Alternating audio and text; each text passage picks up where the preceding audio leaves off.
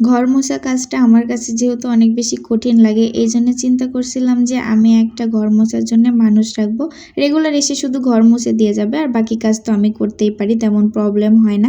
আমি প্রায় ঠিকঠাক করেও ফেলছিলাম, কিন্তু ওই সময় আমার হাজব্যান্ড আবার বলে, তোমার ঘর মোছার জন্য মানুষ নিতে হবে না, আমার ঘর মুছতে ভালো লাগে, আমি তোমাকে সপ্তাহে 2 দিন করে ঘর মুছে দেবো। তো তখন আমি বলছি, ওকে ফাইন, তুমি যদি 2 দিন করে মুছে দাও তাহলে আমার আর মানুষ নিতে হবে না।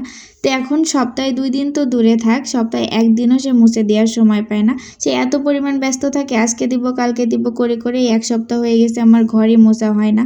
আর ঘর মোছা না থাকলে আমার এত বেশি বিরক্ত লাগে, আমার শান্তিও লাগে না। আমি এক রুম করে মুছি, কিন্তু ঘর মুছলে কেন জানি না আমার হাত পা এত বেশি ব্যথা করে, আমি পরের দিনই অসুস্থ হয়ে যাই। এই জন্য আমি 1 রুম করে মুছি, পুরা বাসা একেবারে মুছি না।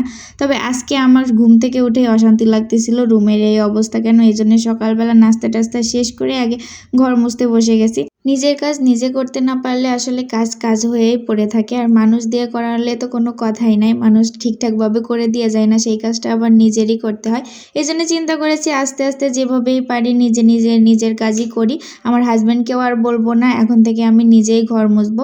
বেশি বেশি করে ঘর মুছলে হয়তো অভ্যাস হয়ে যাবে, যেই কাজটা আমরা কম করি সেই কাজটাই বেশি কষ্ট হয়। যেহেতু আমি ঘর মোছা কাজটা খুবই কম করি, এই জন্য আমার এই কাজটা এখন বেশিই কষ্ট হয়। প্রথম এসে তো সব কাজই আমার কাছে কষ্ট হতো, এখন আস্তে আস্তে সব কাজই সহজ হয়ে গেছে, সব কিছুই করতে আমার ভালো লাগে। বাট ঘর মোছা আর কাপড় কাচা কাজটা আমার কেন জানি না কিছুতেই ভালো লাগে না।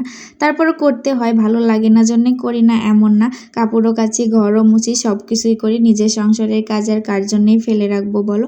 তবে আমার হাজব্যান্ড আলহামদুলিল্লাহ অনেক বেশি হেল্পফুল, সে সময় পাইলেই আমার সমস্ত কাজেই হেল্প করে। আর ঘর মোছা অপছন্দের একটা কাজ হলো এই চুল, এত চুল পায়, এই জন্য আমার আরও ঘর মুছতে হয় না। আর লাঠি দিয়ে মুছলে তো আরও বেশি পানি পানি হয়ে থাকে, লাঠি দিয়ে আমি আরও মুছতে পারি না।